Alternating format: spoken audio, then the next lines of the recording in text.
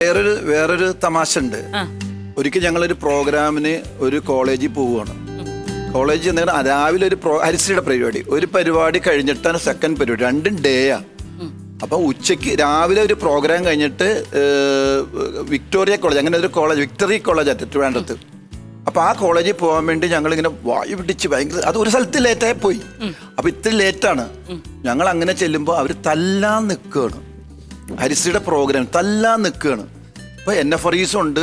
ഞങ്ങളിങ്ങനെ മാക്സിമം ആ വണ്ടിയിൽ നിന്ന് ഇറങ്ങാത്ത സോറി പറഞ്ഞുകൊണ്ടിരിക്കുകയാണ്. എല്ലാവരും സോറി, ഞങ്ങൾ അത് നിങ്ങൾ ഇറങ്ങി അപ്പം കാണിച്ചു തരാം എന്നൊന്നും പറഞ്ഞു. അപ്പോൾ സംഘാടക 2 യൂണിയൻ ഉണ്ട് അവിടെ. SFI KSU ആയിരിക്കും മിക്കവാറും. അപ്പോൾ ഒരു യൂണിയൻകാർ, നടത്തുന്ന യൂണിയൻകാർ അവിടെ ജയിച്ചവരാണ്, മറ്റവർ എന്തായാലും ഉടക്കുണ്ടാക്കാൻ വേണ്ടിയൊക്കെ. നമ്മൾ ടെൻഷൻ അടിച്ച് വായു പിടിച്ച് ആകെ ഇതായി നിൽക്കുമ്പോൾ ഏറ്റവും പുറകിലെ സീറ്റിലിരുന്നിട്ട് ഒരാള് മേക്കപ്പ് ഇടുന്നു. കുറുമശ്ശേരി മേക്കപ്പ് പാൻകേക്ക് ഇട്ട് വന്നു. മേക്കപ്പ് ഇങ്ങനെ എടുത്തിട്ട് നോക്കാം. അപ്പൊ ഇവര് കണ്ടിട്ട് മേക്കപ്പ് ഇടണോടാ എന്ന് ചോദിച്ചപ്പോ ഇവ പതുക്കെ മറ്റേ കവറിന്റെ അകത്ത് പാൻകേക്ക് വെച്ചിട്ട് ഇങ്ങനെ എടുത്തിട്ട് അപ്പൊ എന്താ കൊറേ ദിവസമായിട്ട് നമ്മൾ പ്രോഗ്രാമിനായിരുന്നു. ഈ ആശാൻ എന്ത് ചെയ്യുന്നത്, ഭയങ്കര ടിപ്പടകൾ, ഷൂ ഒക്കെ ഇട്ട് നല്ല പോളിഷ് ചെയ്തു, നല്ല ഗംഭീരമാണ്. കുറച്ചപ്പോ ഈ സാധനം അകത്തിട്ട് പേടിച്ചിട്ട് നോക്കും, മുഖത്തൊക്കെ കറുത്ത പാടുകള്.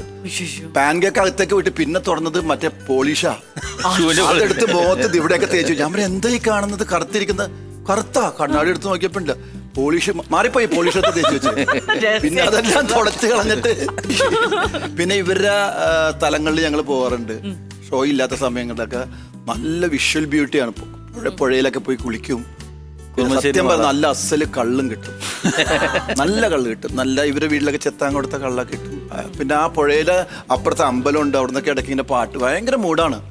അങ്ങനെയുള്ളൊരു സ്ഥലത്താണ് ഇവര് ജനിച്ചതും വളർന്നതൊക്കെ. അതുകൊണ്ട് തന്നെ ഭയങ്കര നിഷ്കളങ്കരായിരുന്നു ഇവരൊക്കെ, ഭയങ്കര രസമായിരുന്നു. അശോകേട്ട, ഇപ്പൊ നമ്മുടെ ഈ മിമിക്രി ആർട്ടിസ്റ്റ് എന്ന് പറയുമ്പോൾ എല്ലാവർക്കും എന്തെങ്കിലും ഒരു സ്പെഷ്യാലിറ്റി കാണും, അവരവരുടേതായ ഒരു ക്രൈറ്റീരിയ പോലെ, അല്ലെങ്കിൽ ഒരു മാസ്റ്റർ പീസ് പോലെ ഒരു സാധനം കാണും. അങ്ങനെ അശോകേട്ടനത് എന്തായിരുന്നു ആ ഒരു ടൈമിൽ ഈ സ്റ്റേജ് ഷോസ് ഒക്കെ ചെയ്തുകൊണ്ടിരിക്കുമ്പോൾ അശോകേട്ടന്റെ ഒരു മാസ്റ്റർ പീസ് എന്ന് പറഞ്ഞ അങ്ങനെ ഒരു മാസ്റ്റർ പീസ് എന്ന് പറയാനായിട്ട് എനിക്കങ്ങനെ തോന്നിയിട്ടില്ല. വേറെ ആർക്കും തോന്നിയിട്ടുണ്ടോന്ന് എനിക്കറിയില്ല. അല്ല, സ്പീഡ് തന്നെ, സ്പീഡ്.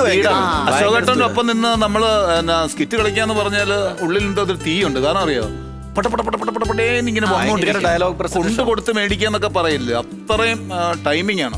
അതൊന്ന് പാളി നമ്മള് വിട്ടുപോകും. അതിന്റെ ഉദാഹരണം, ഞാൻ സിനിമയിലൊക്കെ ഫസ്റ്റ് ടൈം ഇങ്ങനെ ഞാൻ ഡബ് ചെയ്യാൻ തുടങ്ങിയപ്പോൾ, സിനിമയിൽ ഡബ് ചെയ്യാൻ തുടങ്ങിയപ്പോൾ മെഡ്രാസിൽ പോകാൻ നേരത്ത് അവിടെ എനിക്ക് വേണ്ടി ചെറിയ ചെറിയ വേഷങ്ങളൊക്കെ ഡബ് ചെയ്തിരുന്ന മൊട്ടശങ്കർ എന്നൊരു നടനായിരുന്നു. മലയാളിയാണ്. തമിഴ്നാട്ടിൽ പോയിട്ട് ചെറിയ ചെറിയ വേഷങ്ങളും ഒക്കെ ഡബ് ചെയ്യണ ഒരു മൊട്ടശങ്കർ എന്ന് പറഞ്ഞാൽ. ഞാൻ വലിയ വേഷങ്ങൾ ചെയ്യാൻ തുടങ്ങിയപ്പോൾ പുള്ളിക്ക് ജന്മം ചെയ്താൽ പുള്ളിക്ക് ഡബ് ചെയ്യാൻ പറ്റില്ല. കാരണം പറഞ്ഞത് 10 സാറ് 9 സ്പീഡ് പിടിക്കാൻ പറ്റ 10 എന്നും പറഞ്ഞിട്ട് ഇയാൾ പിന്നെ അങ്ങനെയാണ് എന്നെ ഡബ് ചെയ്യാൻ വിളിക്കണത്. കല്യാണം ചെയ്യാനും അങ്ങനെ കുറെ പടങ്ങൾ ഞാൻ തന്നെ. അപ്പൊ ഇപ്പൊ ഫാസിൽ സാറ് എന്നെ പറഞ്ഞിട്ട് ഇത് ഒടുക്കത്തെ സ്പീഡാണ് കേട്ടോ അനിയത്തി പ്രാവില്, ഇത് ഡബ് ചെയ്യാൻ പറ്റില്ല എന്ന് പറഞ്ഞിട്ട് ഞാൻ ഡബ് ചെയ്തു കൊടുത്തു. കാരണം അത് എന്റെ മനസ്സിൽ കിടക്കുന്ന ഒരു സ്പീഡാണ്.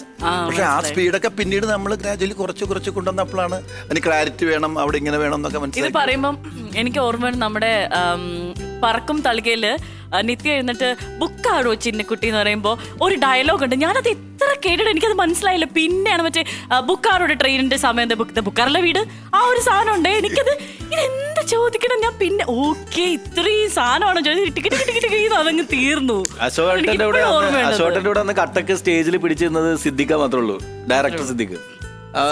സ്പീഡിന്റെ കാര്യത്തിൽ പിന്നെ ലാലിന്റെ സ്പീഡും ഒക്കെ അതാണ്. സിദ്ദിഖ് ശരിക്കും പറഞ്ഞ മിമിക്രിയില് ഞാനൊന്ന് കോട്ട് ചെയ്യണ സിദ്ദിഖ് ലാലിനെയാണ് ആ കാലഘട്ടത്തിൽ. കാരണം വേറൊന്നുമല്ല, പെർഫോമൻസിലാണെങ്കിലും ഡിസിപ്ലിൻ എന്നൊരു സാധനം ഉണ്ട് സ്റ്റേജിൽ.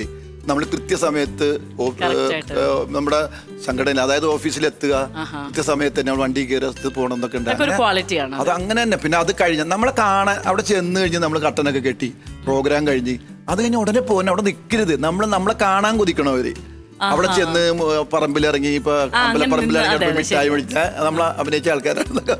അപ്പൊ അത് ഇവർക്ക് ഭയങ്കര നിർബന്ധം. ഇപ്പൊ പെർഫെക്ഷന്റെ കാര്യത്തിൽ ഭയങ്കര കാണിച്ചേക്കാനാ സിദ്ദിഖില്ലാലും. സ്റ്റേജിൽ പ്രോഗ്രാം നടക്കുമ്പോ സിദ്ദിഖ് പുറയിൽ നിന്ന് അഭിനയിക്കുന്ന ഞാൻ കണ്ടിട്ടുണ്ട്. എന്നിട്ട് ആ സ്കിറ്റ്, പുള്ളി ഇല്ലാത്ത സ്കിറ്റ് ആണെങ്കിലും പുള്ളി പുറകിൽ നിന്ന് അഭിനയിക്കും. ഇത് കഴിഞ്ഞിട്ട് ആ സ്കിറ്റ് കഴിഞ്ഞ് കഴിയുമ്പോ NFREs അനൗൺസ്മെന്റ് കേറിയില്ലെങ്കിൽ കേറിയില്ല, ലേറ്റാക്കി പിന്നെ ഇവിടുന്ന് ഒച്ചെടുക്കണേ കണ്ടിട്ട്. അത്രയൊക്കെ ആത്മാർത്ഥമുള്ളൊരു ആർട്ടിസ്റ്റാണ് സിദ്ദിഖ്.